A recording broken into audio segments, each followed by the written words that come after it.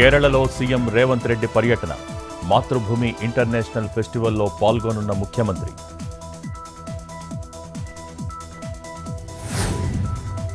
ఇవాళ BJP greater కార్పొరేటర్లతో Kishan Reddy సమావేశం. GHMC standing committee ఎన్నికల్లో అనుసరించాల్సిన వ్యూహంపై చర్చ. నేడు బీజేపీ తెలంగాణ కార్యాలయంలో ఢిల్లీ విజయోత్సవ సంబరాలు. నేడు బీఆర్ఎస్ ఆఫీసులో బీసీ నేతల భేటీ. 42% బీసీ రిజర్వేషన్, కులగణన అంశంపై చర్చ. కేటీఆర్ ఆధ్వర్యంలో జరగనున్న సమావేశం. పాల్గొనున్న పార్టీ ఎమ్మెల్యేలు, నాయకులు, బీసీ ప్రజాప్రతినిధులు.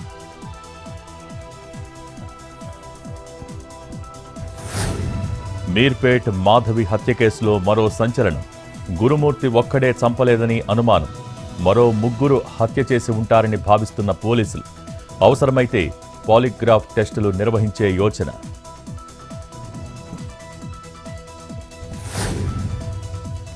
శంషాబాద్ ఓఆర్ఆర్పై కార్ రేసింగ్లు. తెల్లవారుజామున స్టంట్స్ చేసిన యువకులు. సీసీ ఫుటేజ్లో రికార్డైన దృశ్యాలు.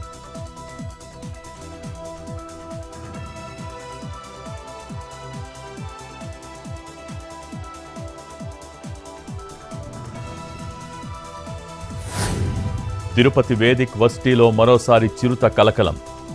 అకాడమిక్ భవనం ఎదుట ఉన్న పొదల్లో సంచారం. సెల్ఫోన్లో రికార్డ్ చేసిన సిబ్బంది. 2 రోజుల నుంచి బంధించేందుకు అధికారుల ప్రయత్నం.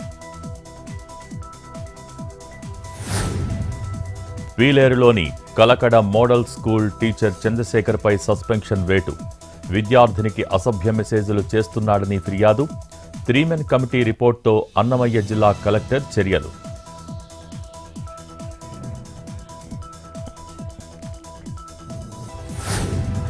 కోయంబత్తూర్ తిరుపతి రైల్లో దారుణం.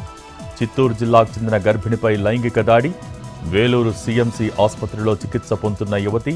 కడుపులో ఉన్న శిశువు మృతి.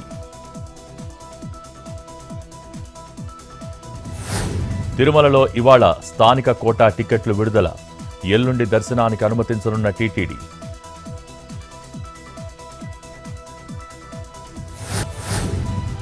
కరేబియన్ సముద్రంలో భారీ భూకంపం.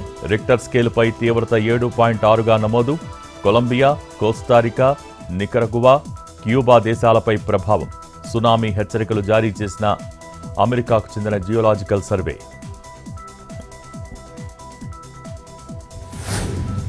ఛాంపియన్స్ ట్రోఫీలో భారత్ను ఓడించడమే పాకిస్తాన్కు నిజమైన సవాల్.